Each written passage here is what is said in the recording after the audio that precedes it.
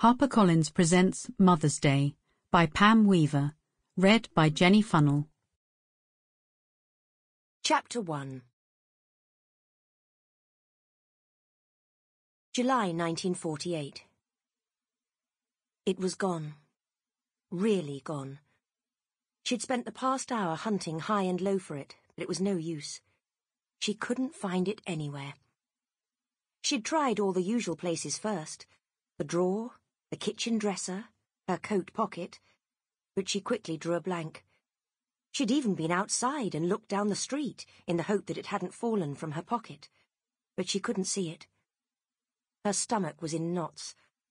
After everything else, this couldn't be happening. Having tried the obvious places, for the past 10 minutes she'd been looking in the pram, the toy box, and the outside lav, places where she knew it couldn't possibly be, and yet she hoped against hope that she'd find it. "Have you seen Mummy's purse?" Jenny pushed her silky brown hair out of her eyes and looked up at her mother with a blank expression. She was a pretty child with long eyelashes. Born in the middle of the war, she was Sarah's first child. "My purse," Sarah said impatiently. "Have you taken it to play shops?" "Oh, Mummy," her daughter tutted, one hand on her hip and her mother's scolding expression on her face. "I'm not playing shops. This is Dolly's tea party." Sarah frowned crossly.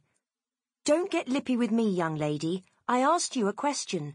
Have you seen my purse?" Her daughter looked suitably chastised.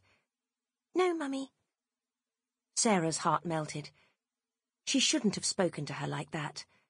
She wasn't having a good day either. Just an hour ago, Jenny had come into the shared kitchen with a worried frown.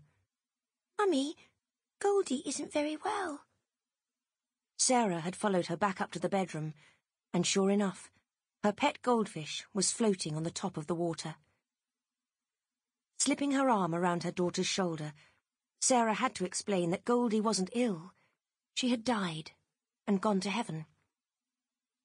Jenny had stared at her mother, her wide eyes brimming with tears. "But why?" Why indeed, thought Sarah. "It just happens, darling. Fish get old and die. It was Goldie's time to go."